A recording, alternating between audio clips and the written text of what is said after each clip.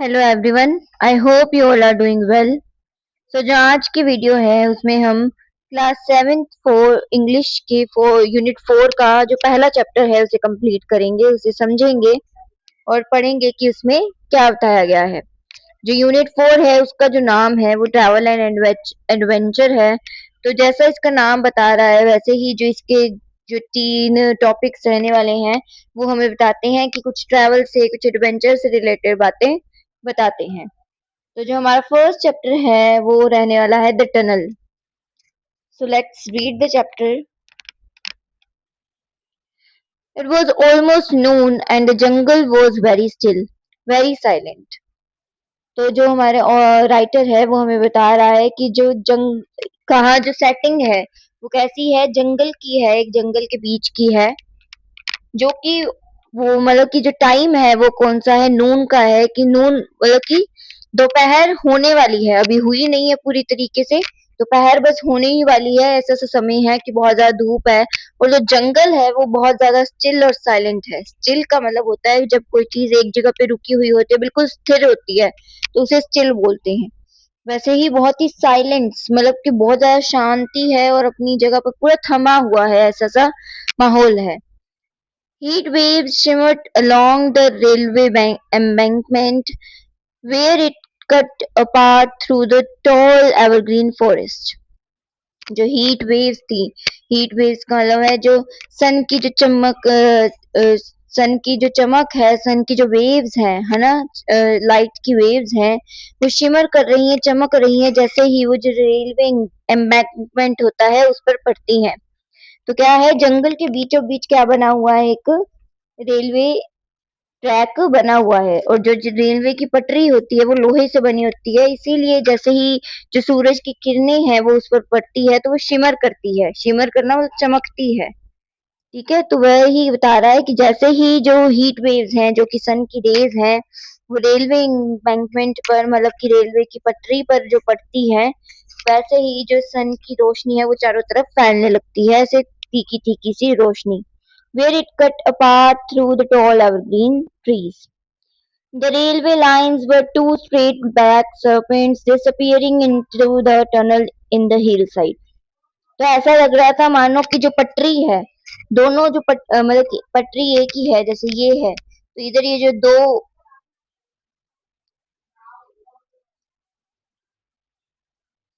तो इधर ये जो दो ऐसे ऐसे लाइनें जा रही है ना पटरी की, उसे बोला गया कि ऐसे लग रहा है जैसे मानो कोई ब्लैक सरपेंट्स हो दो, और वो कहाँ छिप जाते हैं, उस टनल के अंदर जाते ही छिप जाते हैं। ऐसा हमारा राइटर समझा रहा है। सूरज स्टूड नियर द कटिंग। अब जो हमारा जो प्रोटैगनिस्ट ले लो या जिसकी बात हो रही है वो कौन है, सूरज है उस लड़के का नाम। और वो उस कटिंग की मतलब कि टनल के पास खड़ा होता है। कटिंग होती है जो एक जगह बनाई होती है, एक रेलवे ट्रैक बनाया होता है जहाँ की हिल के अंदर, जहाँ से जो रेल रेलगाड़ी है वो टप सके, वहां से गुजर सके। और जो सूरज है वो टनल के पास क्यों खड़ा था, वो टनल के पास इसलिए खड़ा था क्योंकि वो ट्रेन के आने का वक्त कर रहा था। कौन सी ट्रेन, जो मिड डे मतलब दोपहर और सुबह के समय के बीच का जो टाइम होता है ना, उसे मिड डे कहते हैं। तो उस समय में वो वहां खड़ा था और ट्रेन के आने का वेट कर रहा था। It wasn't a station and he wasn't It wasn't a station and he wasn't catching a train. कि सूरज वहां ना ही कोई ट्रेन को कैच करने के लिए था, मतलब कि ट्रेन पर चढ़ने के लिए, सवारी करने के लिए नहीं था। और जो जहां वो खड़ा था वो कोई स्टेशन भी नहीं था, कि मतलब वहां वो ट्रेन पकड़ने के लिए नहीं खड़ा था। He was waiting so that he could watch the steam engine come roaring out of the tunnel.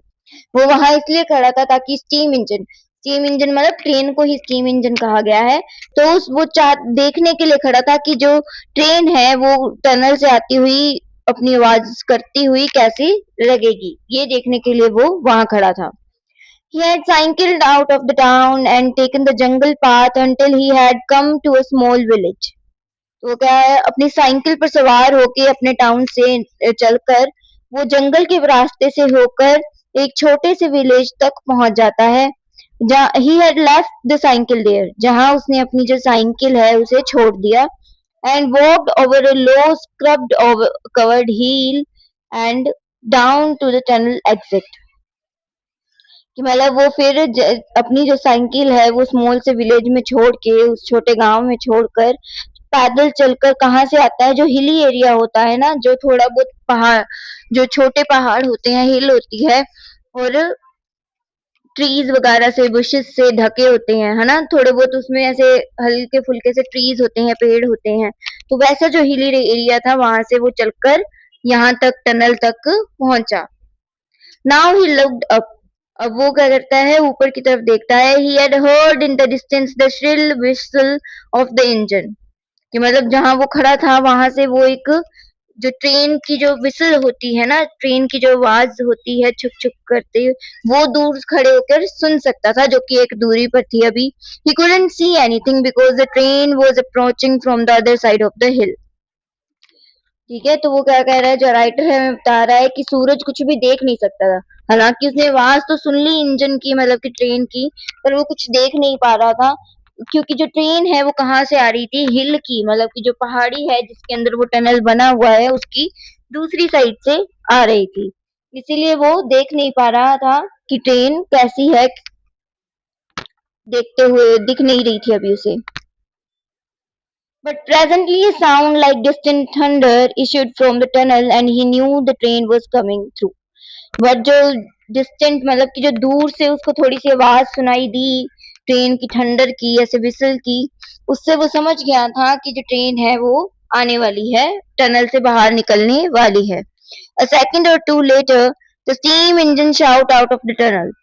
अब कुछ 1 और 2 सेकंड बाद जो स्टीम इंजन है, यानी कि जो ट्रेन है, वो टनल से बाहर निकलती है। Snorting and puffing like green, black and golden dragon, some beautiful monster out of Suraj streams। तो मतलब कि सूरज के लिए ऐसा लगता है कि वो जो ट्रेन निकलती है, जो स्टीम इंजन टनल से निकलता है, स्नॉटिंग एंड पफिंग मतलब कुछ आवाजें करता हुआ, उसमें से स्टीम है वो पफ होकर आ रही थी, तो वैसे बताया गया है कि ऐसे लग रहा था कि कोई ग्रीन, ब्लैक, गोल्डन कलर का कोई ड्रैगन हो, जैसे इस पिक्चर में बना हुआ है, और वो अपना धुआं सा आग मुंह से निकाल रहा हो, स्टीम धुआं निकाल रहा हो, ऐसा।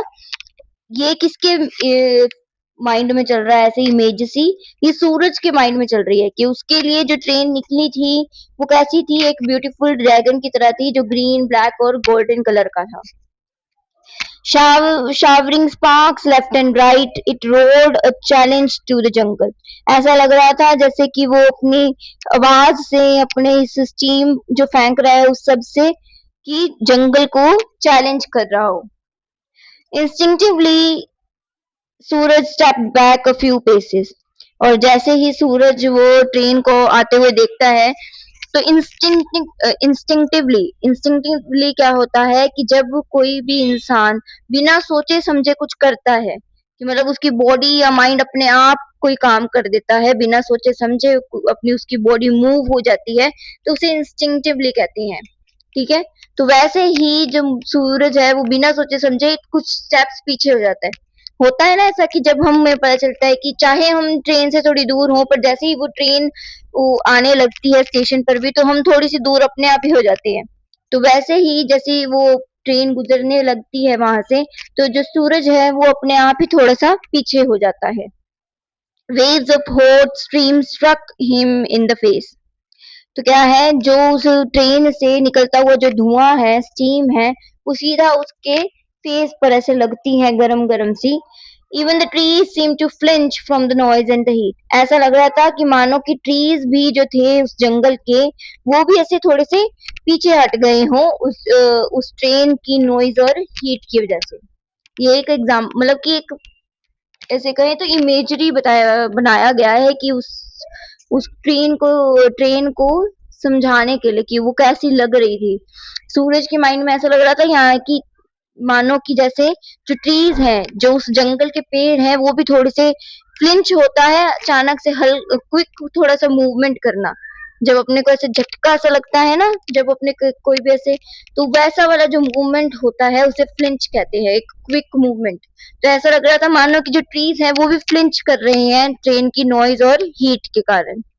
And then the train had gone, leaving only a plume of smoke to drift lazily over the tall shisham trees.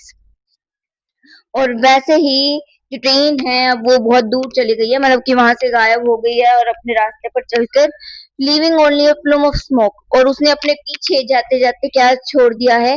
ऐसे प्लूम ऑफ स्मोक का मतलब है कि उसकी जो स्मोक है, उसका जो धुआं है ट्रेन से निकला हुआ, उससे छोटे छोटे से जो बादल से बन जाते हैं ना, उसे प्लूम ऑफ स्मोक कहते हैं।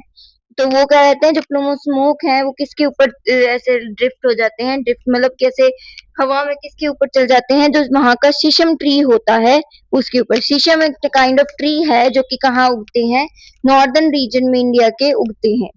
तो अगर कोई भी मान लो कि बाई चांस ऐसा क्वेश्चन आता है आपके, पूछा जाता है कभी भी कि ये जो स्टोरी है उसमें जो जगह है वो कहाँ पर कहाँ से बिलोंग करती है या इंडिया के कौन से पार्ट की स्टोरी है, तो आप नॉर्दर्न रीजन कहोगे, क्योंकि जो ये शीशम ट्री है वो कहाँ उगते हैं, नॉर्थन रीजन में ही उगते हैं। The jungle was still again, no one moved, कि मतलब कि जैसे ही वहां से जो ट्रेन है, जो स्टीम इंजन है वो चला गया पटरी से दूर कहीं, तो जो जंगल था वो वापिस से कैसा हो गया था, स्टिल हो गया था, मतलब कि बिल्कुल स्थिर और साइलेंट हो गया था, कोई अपनी जगह से नहीं हिला। सूरज turned from his contemplation of the drifting smoke and began walking along the embankment towards the tunnel. जो सूरज था वो अपने कंटेम्पलेशन होता है कि डीप थॉट्स, कि मतलब जो अपने गहराई से कभी सोचते हैं ना, बहुत ज्यादा सोच में पड़ जाते हैं, तो उसे कंटेम्पलेशन कहते हैं। तो सूरज अपने थॉट्स से बाहर आता है, अपनी सोच से बाहर आता है, और कहाँ चलता है, जो वो पटरी होती है उसके साथ साथ उस टनल तक पहुंच जाता है, टनल तक चलने लगता है। The tunnel grew darker as he walked further into it. और जैसे जैसे वो टनल के अंदर बढ़ता है, वो उतना ही जो टनल है वो डार्क होता रहता है, उतना ही अंधेरा वहां होता रहता है। When he had gone about 20 yards, it became pitch dark. कि मतलब वो टनल के अंदर जब 20 yards तक चल गया, तो ऐसा लगा जैसे मानो कि पूरा डार्क, मतलब कि आप कुछ भी नहीं देख सकते, इतना डार्क कि आप अपने ऐसे ही मान लो कि आप अपने खुद के हाथ को भी नहीं देख पाओगे, अगर आप उसको देखना चाहो तो इतना डार्क हो गया था। Suraj had to turn and look back at the opening to reassure himself that there was still daylight outside. कि इतना डार्क था कि सूरज को पीछे मुड़कर देखना पड़ रहा था कि जहां से वो आया था, मतलब कि बाहर जैसे सुबह की रोशनी थी, तो उसे बारी बारी पीछे मुड़कर देखना पड़ता था अपने आप को रिश्योर करने के लिए, कंफर्म करने के लिए कि बाहर अभी भी डे लाइट है, कि बाहर अभी भी सुबह ही है। Ahead of him, the tunnel's other opening was just a small round circle of light. और उसके सामने कि मतलब जहां से वो आया था वो एग्जिट था, तो वो एग्जिट से जब अंदर जाता है तो वहां क्या थी, टनल की दूसरी ओपनिंग थी, दूसरा जो सर्कल था वो बना हुआ था जहां से रोशनी आ रही थी। The tunnel was still full of smoke from the train, but it would be several hours before another train came through. जो टनल था वो अभी भी, जो सुरंग थी वो अभी भी कैसी थी, स्मोक से भरी हुई थी, जो ट्रेन की स्मोक थी उससे भरी हुई थी। पर जो दूसरी ट्रेन है वो काफी घंटों बाद आएगी, इसीलिए ये स्मोक है तब तक गायब हो जाएगी। टिल देन, और तब तक the cutting belong to the jungle again, तब तक जो ये टनल है वो फिर से जंगल का हिस्सा बन गया था, कि जैसे ही ट्रेन आती है वो ट्रेन का हिस्सा हो जाता है, पर जैसे ट्रेन चली गई तो वो टनल है वो वापिस से किसका हिस्सा बन गया, किसका पार्ट बन गया, जंगल का। Suraj didn't stop because there was nothing to do in the tunnel and nothing to सी।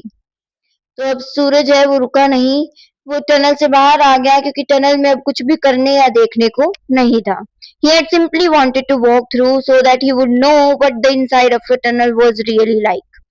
उसने बस इसलिए वॉक किया था कि वो टनल के अंदर इसलिए गया था ताकि वो देख सके कि जो टनल का अंदर का लुक है वो कैसा लगता है और क्या होता है टनल के अंदर। The walls were damp and sticky, तो उसे ये पता चला कि जो टनल की वॉल होती हैं, दीवारें होती हैं, वो डैम्प होती हैं। डैम्प मतलब होता है गीली गीली सी होती हैं। वो किस लिए, क्योंकि जैसे ही जो ट्रेन आती है, जो उसका स्मोक होता है, जो उसकी स्टीम होती है, उसके कारण जो दीवारें हैं वो गीली रहती हैं। और स्टिकी, स्टिकी मतलब चिपचिपी, तो वो कैसी थी, वहां की जो टनल की वॉल्स थी वो चिपचिपी और गीली गीली सी थी। अ बैट फ्लू पास्ट, और उस टनल से क्या चमगादड़ एक गुजर रहा था।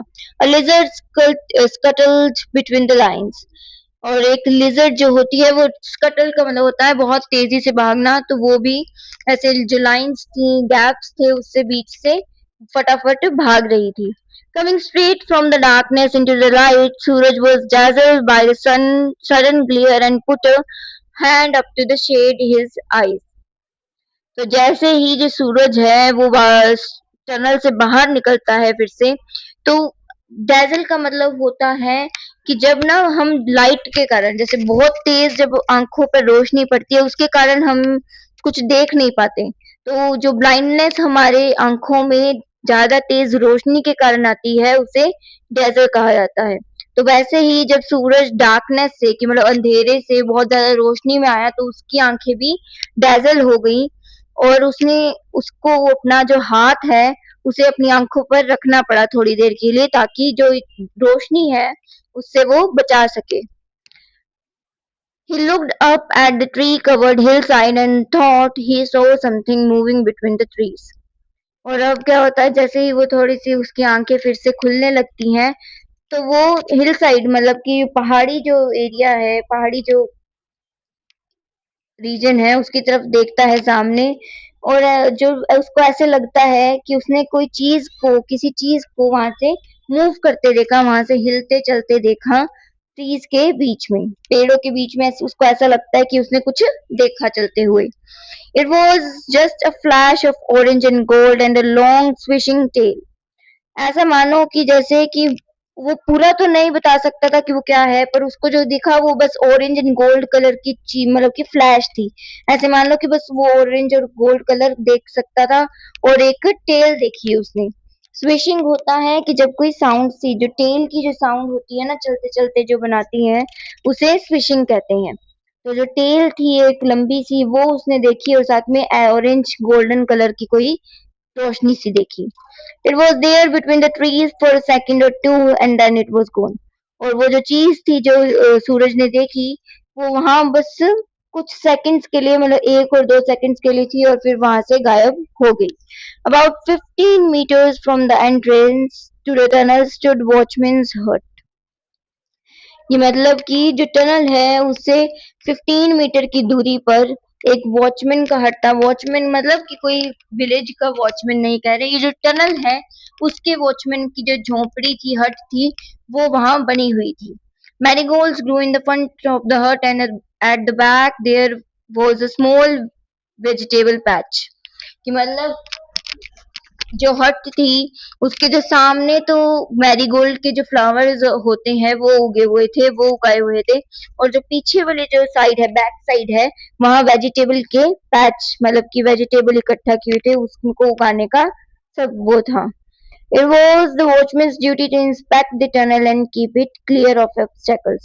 और ये किसकी ड्यूटी थी कि जो टनल है उसकी जो पटरी है उस पर कोई भी कुछ ऑब्स्टेकल ना हो। ऑब्स्टेकल होता है कोई बाधा ना हो, कोई भी चीज ब्लॉक ना कर रही हो ट्रेन की वे को, इसीलिए जो ट्रैक है वो हमेशा क्लियर रहे। और तो वो उसकी किसकी ड्यूटी थी, वो वॉचमैन की ड्यूटी थी। तो इसीलिए जो गवर्नमेंट है उसने उसको वहां ये हट और वो सब किया था, दिया था, ताकि वो ध्यान रखे कि जो ट्रैक है वो हमेशा क्लियर रहे और कोई भी ऑब्स्टेकल ना हो। तो जो आज की वीडियो है उसमें हम इस चैप्टर को यहाँ तक कवर करेंगे। जो बचा हुआ चैप्टर है उसे हम अगले वीडियो में कवर करेंगे और समझेंगे कि इस चैप्टर में क्या होता है आगे। अब तक हमें ये समझ आया कि ये स्टोरी है वो एक बॉय की है, सूरज की, जो कि टनल को देखने आया होता है और ये देखना चाहता है कि जब टनल से ट्रेन गुजरती है तो वो कैसा लगता है, उसमें क्या होता है, वो जानना चाहता था इस सब के बारे में। ठीक है, तो इसीलिए वो आया था। ऐसा करते करते उसने ट्रेन तो देख ली। अब वो क्या करता है, टनल से गुजर कर जो दूसरी साइड होता है टनल की, उधर जाकर देखता है, तो वहां एक हट होती है। किसकी हट होती है, वॉचमैन की हट होती है। एक वॉचमैन का घर बना होता है, एक वॉचमैन की झोपड़ी होती है। जो कि उस वॉचमैन का काम क्या होता है, टनल की सुरक्षा करना, टनल की देखभाल करना और ये देखना कि वहाँ कोई भी जो रेलवे ट्रैक है, जो रेलवे की पटरी है, उस पर कोई भी चीज ना रखी हो, जैसे कि कभी कोई ईंटें ना पड़ी हो या कभी कोई जानवर ना उसमें आ गया हो, फंस गया हो या ऐसी चीजें जो भी खतरा बन सकती हैं मतलब कि पटरी से, रेलगाड़ी से टकराकर। इसीलिए जितने भी ऑब्स्टेकल्स थे उनको क्लियर रखना और जो टनल है उसको इंस्पेक्ट करना, मतलब कि उसकी जांच पड़ताल करते रहना, उसकी देखभाल करना किसका काम था, इस वॉचमैन का काम था। So I hope you have understood the chapter completely. We will discuss the other part in the second video. So for today that was all. I hope you liked the video, so please share, subscribe and like. अगर हो सके तो इस video को जितना हो सके उतना शेयर कीजिएगा, अपने दोस्तों तक पहुंचाइएगा ताकि वो भी इस वीडियो से चैप्टर्स को अच्छे से समझ सकें, पढ़ सकें। Thank you and have a nice day.